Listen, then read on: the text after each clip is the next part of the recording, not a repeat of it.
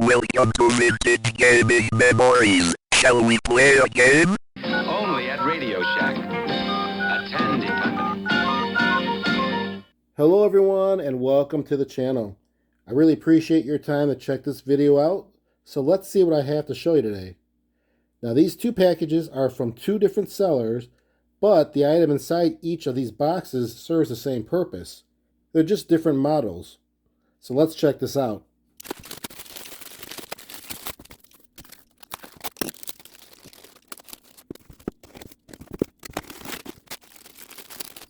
Well, here they are.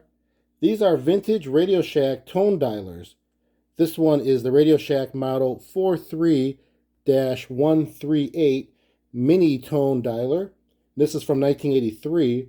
And this one is the Radio Shack model 43139.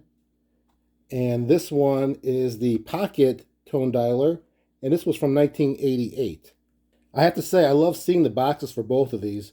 It's always great to see it in person and see how these were marketed outside of print in those Radio Shack catalogs. And I have to say, though, both are really not eye-catching or appealing.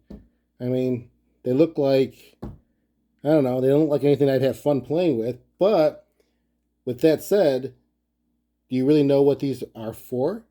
I mean, I guess you can kind of get an idea, but maybe not. So let's go back to the early 80s. Many of you remember rotary phones, right?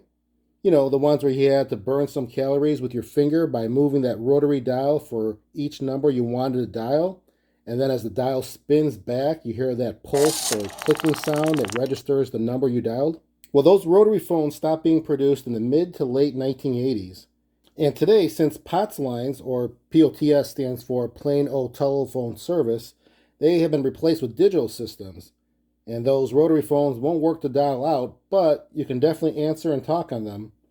Anyhow, getting back to these tone dialers and how they work, let's just say back in the 1980s, you dialed from a rotary phone to your home in order to check messages that are on your answer machine. Back then, we'd have answer machines with our voice greeting the caller to leave a message after the tone, and then you'd hear the... If you are out and about and at home and people have left you messages, you could actually play them back remotely when you dial into your phone and press some buttons to enter the administrative functions.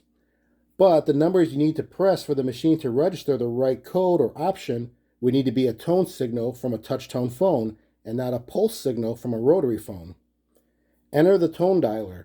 So these little devices will emulate the sounds you'd hear from each button pressed on a touch-tone phone. You just hold this up to the mouthpiece on the telephone and press the correct buttons that you need to get into your system or to play back a message, and then voila, you have messages playing back, because you couldn't do that through a rotary phone. Now there are some other uses for these. Some would use them for financial transactions when you dial into financial institutions that had the bank by phone feature. For information about a specific check, press 1. For your most recent deposits, press 2. For your direct debits, press 3. For ATM withdrawals, press 4. For other information, press 5. All the instructions you would request through the service when you dial into them must be sent through a touch-tone signal. So with those rotary phones, once again, still being in existence, you couldn't do that unless you had a tone dialer. Now, there were other uses back then, which today we take for granted with our apps on our smartphone. Now, some of the later versions of these tone dialers had memory capabilities. And here's where this is kind of interesting. In today's world, how many of you know your significant other's telephone number, or maybe your best friend, or maybe 3 of your closest friends' telephone numbers? Who cares, right? Because you just click on their profile image, or maybe even just tell your phone to call the person by name. Well, 40 plus years ago, we didn't have those cool features. You would either memorize the numbers, or write them down in your so-called black book. And if you use a tone dialer with a built-in memory, well then, that would be a substantial upgrade. Because all you need to know then is whose number did you store in slot 1, or maybe in slot 2 or 3 or whatever it may be. So these tone dialers are not going to serve any purpose in today's world. Their function is obsolete, but they do serve as a simple reminder of how our past was in the 80s, and maybe to give some more appreciation of what we have today and how much we had to remember and use our gray matter to use a telephone back then for at least calling your loved ones or just using it to dial into your voicemail or maybe even just getting into your bank for banking transactions. So these are a pretty interesting little piece of our history, I guess, with technology. Now let's take a closer look to see what's inside of these boxes because I believe one of them has been tested and the other one hasn't been tested, but hopefully they both work. Let's take a look at this one. This is the 1983 model. And the box has definitely been beat up a little bit, shows some wear. And like I said, a very plain, boring looking cover, but add instant tone dialing to your rotary phone, like I mentioned. Makes dialing fast and easy. That's true. Nothing to install. Yes, it's plug and play, right? Portable, take it anywhere. Made in Taiwan for Radio Shack. And that's about it. So let's see what's inside. Okay, it's coming apart. Well, there it is. That's the part that goes on the mouthpiece. You're going to hear the audible sounds from there. So condition-wise, this brown tone dialer looks pretty good. We're talking 1983. Let's hope there's not batteries in there. Okay. Oh yeah, batteries a little bit different. You're going to take different types of batteries between the two different models.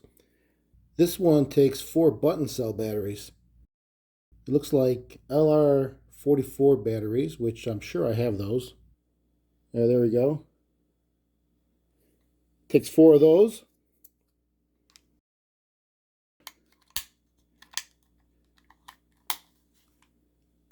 Pretty simple concept again. Turn it on, press the buttons, and I think you're going to hear the tones come right out once you press the buttons.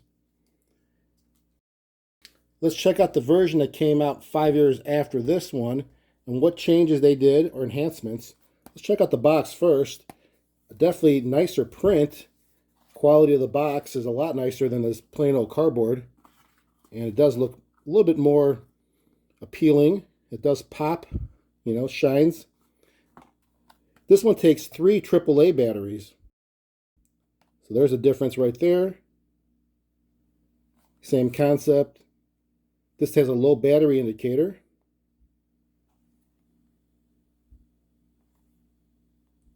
This one was manufactured in Hong Kong.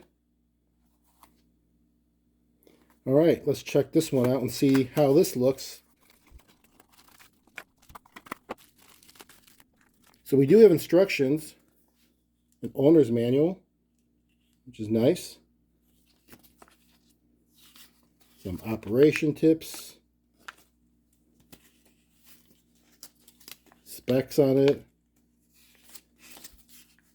Maintenance. All right. Looks pretty much the same, a little bit different design. Obviously, they have to have some changes, right? The battery compartment obviously would be different. 3 AAA batteries. And this side we have a, well actually it has a battery low also on this one. So they both have the indicator light. Laid out a little bit different. Thickness, a little bit thicker on the original one. Color a little bit different as well. More of a chocolate brown and a little bit of a darker brown on this one. Alright, well, as with everything I get, I'm going to go ahead and clean this up. They're a little bit dusty, dirty, and grimy. So I'll come back after this is all cleaned up, put some batteries in, and we'll give this a try and see how it works. Alright, I'm back with 2 clean and polished tone dialers. Let's get a close look and see how these turned out. Now, I know I mentioned that this one here was from 1983, but to be exact, I noticed on the back that it does have an actual date of April 1983. And this turned out great. It was pretty dirty. It's nice and smooth like always with that Novus One product that I always use. The buttons still feel great. They're not mushy or anything of concern. I can feel contact being made as I press down on each one. And no, I have not tested either one of these yet, so we're going to do that together. But it came out great, and the inside of the battery compartment, that also looks good. So this is the one with the button cell batteries. And the other one from 1988 also came out really nice. You can see a nice little shine to it on the angle towards the light.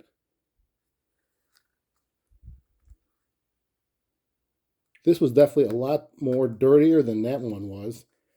And I guess I should also mention that when I was cleaning this with my cleaning wipes, I had a little bit too much moisture when I was cleaning these keypads here. So some of it seeped in through the sides of these buttons. And I was a little bit concerned because there was quite a bit. So I decided to open this up and did not record it at that time. But I will show you what I did inside here, or at least to show you how it looks, because it's pretty interesting. There's no screws on these. I don't know if you noticed that. So, you know how that goes. That means these are going to have to be pried open very carefully. Talking about plastic that's about 40 years old. Over 40 for that one. A little bit less than 40 for this. But you have to be very careful. Even when opening the battery compartment cover, you don't want to break these little plastic tabs on the cover. So, I did open this up, and I did it really carefully. So this is how I did it. Starting from the back side, there's these little areas where I can kind of pull it apart. I don't know if you can see it there on each end. So I carefully put my finger in there, and you can see it's coming out like that a little bit. And you see how it's coming apart? So I just worked my way from the back side all the way around the edges, and then ended with the front or the top part of it, and then it came off nicely. You have to remember there's wires in here too, because that's the speaker, and the keypad has to connect to it. So there's wires between the front and the back. So let me clear out some space here, and I'll show you how this looks.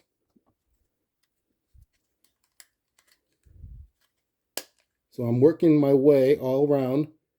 You can see how it just unclips on the side here.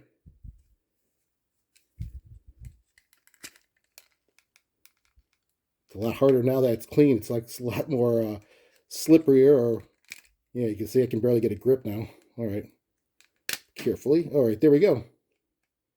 So I'll go lay it open to the side and give you a close-up view of this. Okay, so this is how it looks. That's the speaker.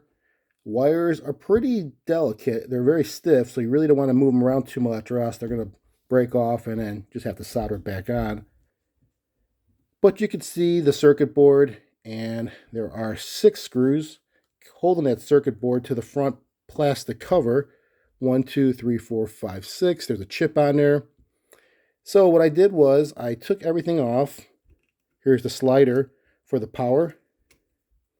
And there's the contact that it would make with the metal to complete the circuit, to turn it on.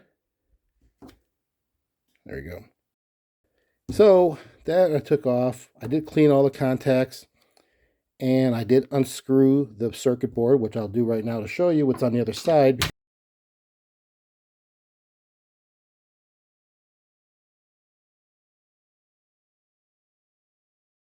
So all the screws have been removed, so the board should come off pretty easily. I'm going to pop it from the front here. Actually, it does come off pretty easily. So there's still wires connected to it. One with the power from the battery, and then the other 2 from the speaker. So you got to be kind of careful still. There you can see the contacts on the other side of the circuit board. That is how it registers the buttons. And what I had to do was get this little membrane out, because this was filthy.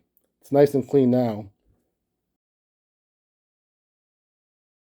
Now here's a close-up view of the rubber keypad membrane. And this is the back side of it. This is the side where the buttons will be on. and you'd press down on the button, puts pressure on the rubber part of it, and then on the back side is where these conductive pads would be pressed out. You can see how that goes out. And when it does go out like that, it will make contact with the circuit board to complete the circuit and thus registering that key that you pressed. So this is really essential in making sure it works, meaning that these buttons are not warped, because this is rubber, and after pressing down so many times, you may lose the elasticity of it, so it won't push out to make contact, or it could be just filled with a bunch of grime and dirt, and it just doesn't make contact clean. So there's a lot of things that could happen. So this was really disgustingly dirty. Cleaned it in some warm water with some soap, and this is how it turned out. And this metal cover that was just around it was also pretty nasty. So I cleaned that up as well, and that was pretty much it. And then I also made sure I cleaned out all the contacts really carefully. I did use some 91% isopropyl alcohol, and that's about it. Let's get this back together again.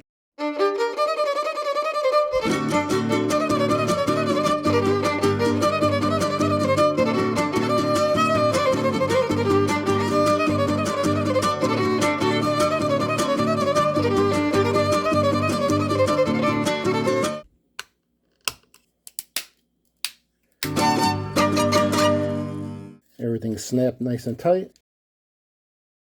That's how it looks on the inside, and I think it was well worth it that I opened it up because it was definitely wet on that membrane, and that membrane was really nasty. I'm glad I did open it up, but we still don't know if these work, and I think we should get to this right now and make sure it does work. Let's go, and since we have this one opened up, let's start with this one first. Let's get some AAA batteries and see what we get.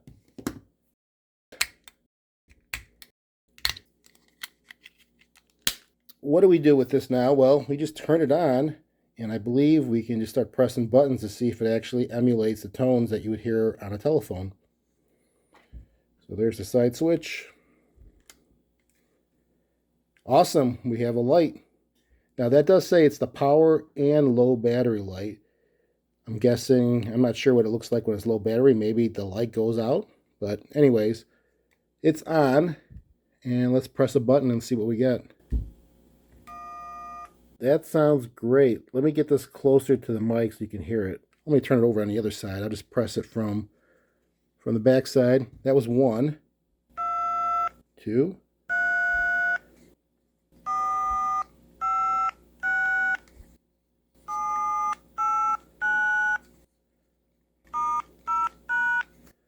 These all sound different.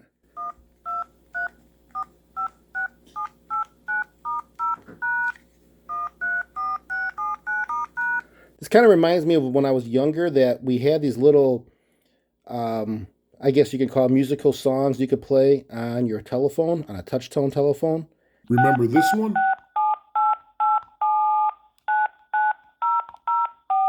And classics like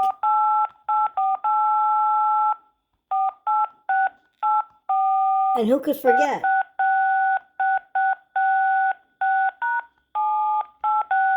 And an American favorite.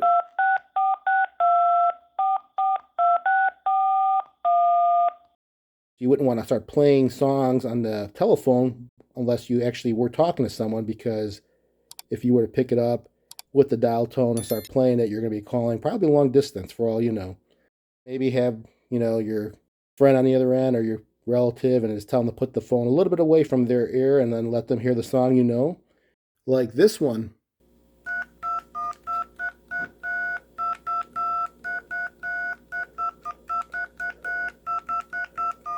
Yeah, Mary Had a Little Lamb. But anyways, those are pretty cool. But getting back to this seems to work great. Now, we need to really test this, right? Because, yeah, we can hear the tones, but do they really register? And we can definitely test this out. So, all right, I have myself here my cordless phone, which is connected to my landline.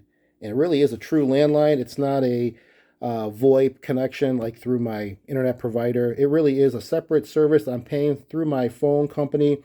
And anyways, it's for work purposes. But that kind of reminds me, I have to do a video on a telephone booth I have here in the basement that I use this landline directly for. The telephone booth itself is pretty unique. It's an interior inside telephone booth.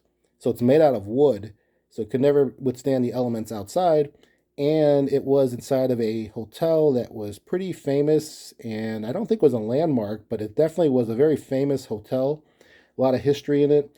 The telephone booth itself, I think, is 1965 or 67, maybe at the very latest, but it's very old. So I have to do a video on that for you guys to show you. But back to this. Let's try this out. And what I'm going to do is I will get myself a dial tone by pressing talk. You hear the dial tone on the speaker of the phone. Like that. I'll dial a number right to the mic using my tone dialer. And then I'll put it on speaker so you can hear it better. So let's see if this can work. Put this down here. Let's try this like this. Put it here. I'm going to turn, well, I'm not going to turn it on. I'm going to get a dial tone by pressing talk. And there's a dial tone. You can hear it. All right. Let's get this tone dialer right next to the mic. Let's start dialing.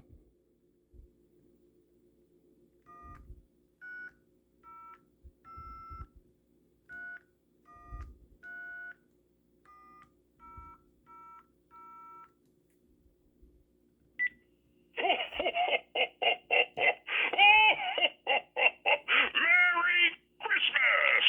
This is Santa Claus, and you have reached my personal hotline. We have been very busy making all of those toys to deliver on Christmas morning, and I want you to know that your So family it works. very much. Yeah, that's the Santa hotline. That's always a good number to use as a demo. Listen to your parents. I mean, drop that call. So that worked perfectly. And, you know, that's how it was done back in the day. You would put this right next to the mouthpiece on a rotary phone, because if you had a touch tone dial phone, why would you even need this? But you would do that and then start dialing away. There's also phones that don't even have any numbers to dial on. It just has a receiver. So this definitely would come in handy. But anyways, we can check the box and say this one here, the 1988 Pocket Tone Dialer, absolutely works and looks great. So now let's try the older one, this one here, which is the 1983 version. I'll have to put some batteries in it, and let's try the same thing out.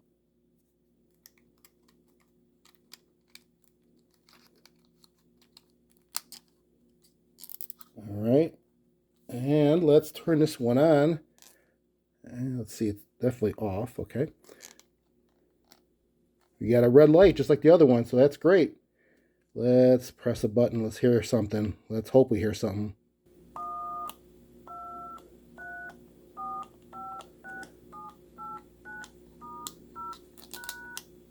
They all work. Excellent.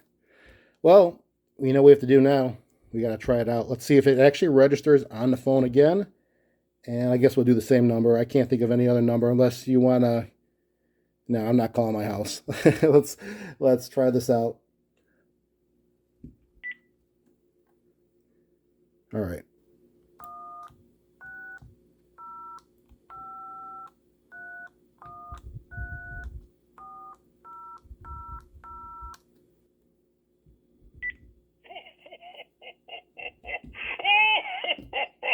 It worked. Merry Christmas!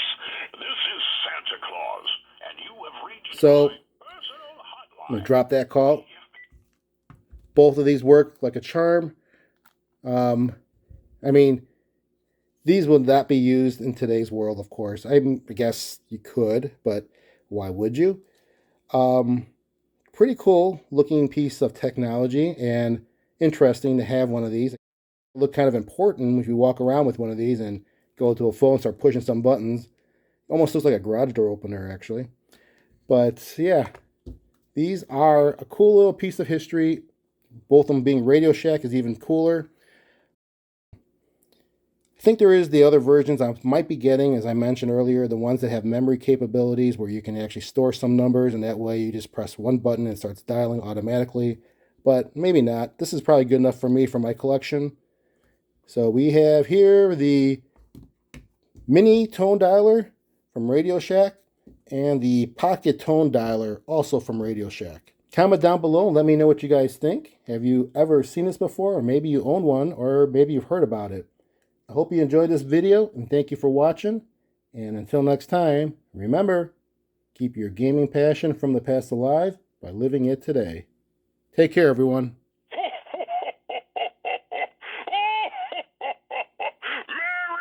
Christmas! This is Santa Claus, and you have reached my personal hotline.